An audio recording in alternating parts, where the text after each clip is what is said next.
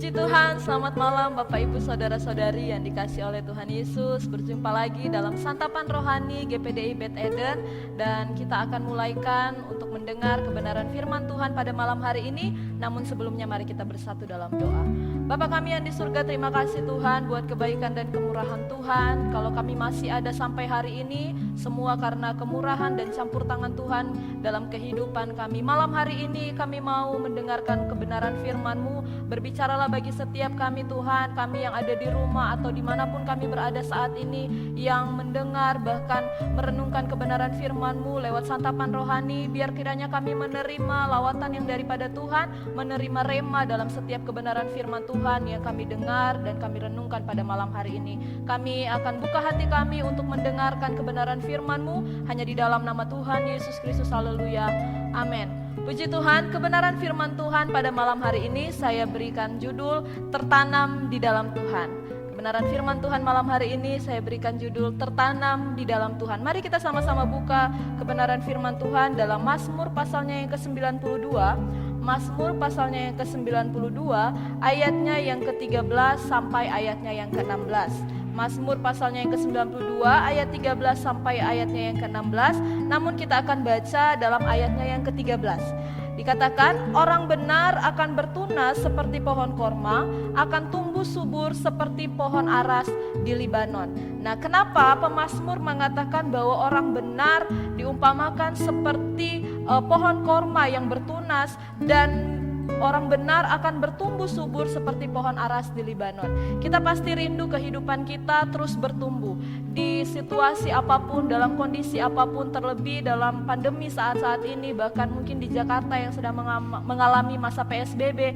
Kita rindu bahwa kehidupan kita terus bertumbuh di dalam Tuhan. Dan pemazmur menyatakan dalam ayatnya yang ke-13 ini, orang yang benar itu harus bertunas seperti pohon korma. Mengapa dikatakan seperti pohon korma dan seperti pohon aras di Libanon? Kalau kita melihat kedua pohon ini, pohon korma dan pohon aras, memiliki persamaan, yaitu mereka sama-sama kuat berdiri, kuat bertumbuh menghadapi kondisi yang ada di sekitarnya.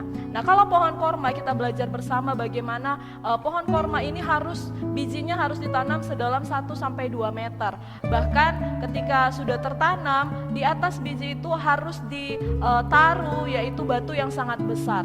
Batu yang sangat besar. Kenapa? Tujuannya supaya biji itu tidak diterbangkan oleh badai pasir yang ada di padang gurun. Nah, kalau kita melihat ketika biji itu tertimpa atau ditimpa oleh batu yang sangat besar, maka akar-akar dari pohon korma ini akan merambat sampai ke bawah.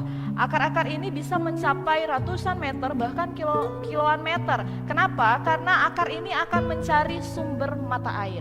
Akar ini akan mencari sumber mata air untuk dia dapat bertumbuh ke atas, sehingga dapat menggulingkan batu yang besar yang menutupi tadi. Nah, kehidupan orang percaya kenapa dikatakan harus seperti pohon korma? Di tengah-tengah situasi yang begitu tidak kita dapat prediksi saat-saat ini, di situasi akhir-akhir ini yang kita tahu bersama bahwa kebenaran firman mengatakan bahwa bukan sesuatu yang gampang yang akan kita hadapi, tetapi masa-masa yang sukar yang akan kita hadapi. Firman Tuhan katakan kita harus bertumbuh bertunas seperti pohon korma, yaitu kita harus merambatkan akar-akar kita sampai mencapai sumber mata air. Nah, kehidupan orang percaya harus menanamkan kehidupannya mencapai sampai menemukan mata air, sumber mata air yaitu Yesus sendiri.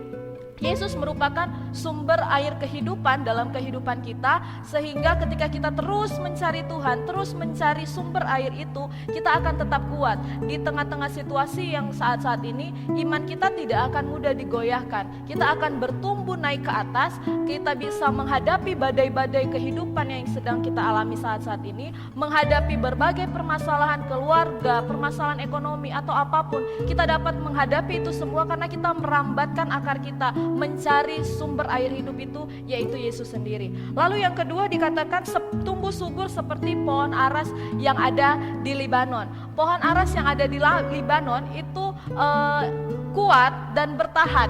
Bahkan pohon aras di Libanon ini dikatakan semakin tua kayunya itu justru semakin kuat, bukan lapuk. tidak mudah lapuk. Kayunya ini semakin kuat dan tidak mudah lapuk. Nah, mengapa dikatakan di ayatnya yang ke-15, pada masa tua pun mereka masih berbuah menjadi gemuk dan segar? Karena dikatakan kita harus bertumbuh subur seperti pohon ara, semakin tua bukannya semakin layu tapi semakin kuat di dalam Tuhan. Nah, ini yang dikatakan oleh pemazmur, bagaimana kehidupan kita orang yang tertanam di dalam Tuhan, orang yang terus mencari Tuhan, maka kehidupannya akan bertumbuh kuat.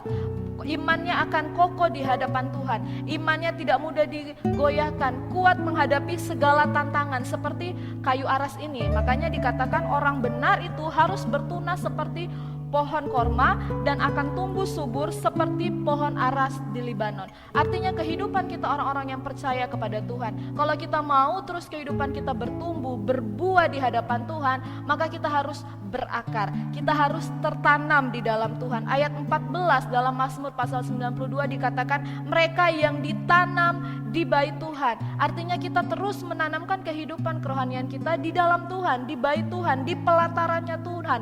Sehingga apa? Kehidupan kita di tengah situasi yang tidak menentu ini, kita tetap kuat, kita tetap teguh iman kita. Kita tidak mudah digoyahkan oleh apapun. Karena apa? Karena kita tertanam, karena kita berakar, kita mencari sumber mata air tersebut. Kita mencari sumber air kehidupan dalam kehidupan kita. Di tengah-tengah masa pandemi saat ini, biarlah kita mau terus mencari Tuhan, mencari sumber kehidupan itu, sehingga kita mampu bertunas seperti pohon korma yang terus memancarkan kesegaran, kuat bertahan seperti pohon aras yang ada di Libanon. Pohon korma, ketika para musafir mencari di padang gurun dan mereka melihat pohon korma, mereka merasa dipuaskan, mereka merasa, wah saya menemukan. Karena apa? Mereka tahu bahwa ketika mereka menemukan pohon korma, mereka menemukan sumber mata air. Untuk itu biarlah kehidupan kita di tengah-tengah masa yang krisis saat ini, di tengah-tengah pandemi saat ini, biarlah kita terus mencari Tuhan, kita terus memancarkan kesegaran. Orang yang hidup di dalam Tuhan, orang yang terus mencari Tuhan, berakar di dalam Tuhan, bertumbuh kuat di dalam Tuhan, mereka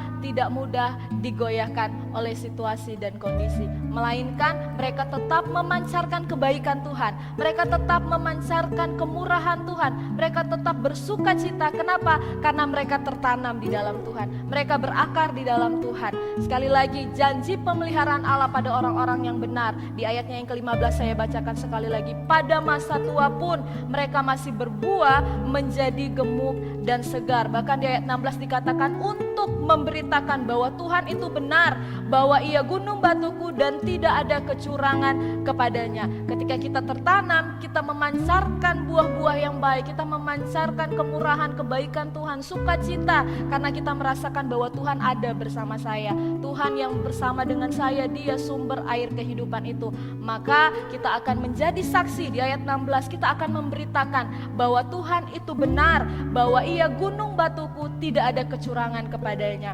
Ketika kita ada dalam masa-masa yang sulit ini, mari kita terus mencari Tuhan di tengah-tengah ibadah mungkin secara online, bahkan kita mendengarkan kebenaran firman Tuhan secara online pada malam hari ini. Tapi biarlah itu tidak mengurangi kedekatan kita kepada Tuhan. Kita terus mau cari Tuhan, kita terus berakar di dalam Tuhan, mencari terus sumber air hidup itu, sehingga kita tidak mudah digoyahkan oleh situasi-situasi saat ini. Persoalan, tantangan, tekanan tidak akan menghambat pertumbuhan orang-orang yang tertanam di dalam Tuhan. Tuhan tidak menjanjikan bahwa tidak ada air mata, tidak ada tekanan, tapi Tuhan berjanji bahwa Dia akan memberikan Roh Kudus-Nya yang menjadi penghiburan bagi kita, yang akan menolong setiap kehidupan kita.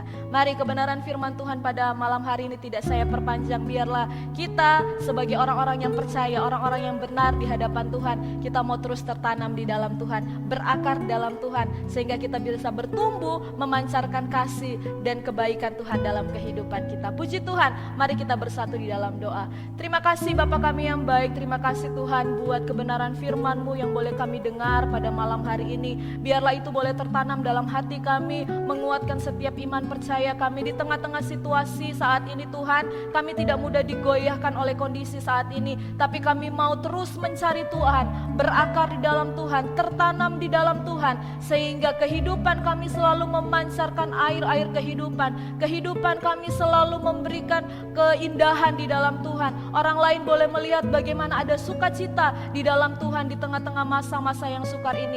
Tuhan berkati setiap sidang jemaat Tuhan, orang-orang yang percaya kepada Tuhan dimanapun mereka berada saat ini. Biar kiranya mereka terus berakar di dalam Tuhan, mereka terus kuat di dalam Tuhan. Tuhan yang menjadi sumber kekuatan, Tuhan yang menjadi sumber jawaban di saat-saat ini Tuhan. Bahkan di masa yang sulit, biar kiranya Tuhan yang terus menolong campur tangan dalam kehidupan sidang jemaat Tuhan. Terima kasih Bapa kami yang baik, materaikan setiap kebenaran firman-Mu dalam kehidupan kami. Biar kiranya kami bukan hanya menjadi pendengar saja Tuhan, tapi ajar kami untuk menjadi pelaku-pelaku akan kebenaran firman-Mu. Terima kasih Bapa kami yang baik, terima kasih Tuhan Yesus. Ini yang menjadi doa kami, ucapan syukur kami malam hari ini. Kami berdoa hanya di dalam nama Tuhan Yesus Kristus, haleluya, amin. Puji Tuhan, demikian kebenaran firman Tuhan, santapan rohani pada malam hari ini. Tuhan Yesus memberkati, sampai jumpa di hari Kamis yang akan datang.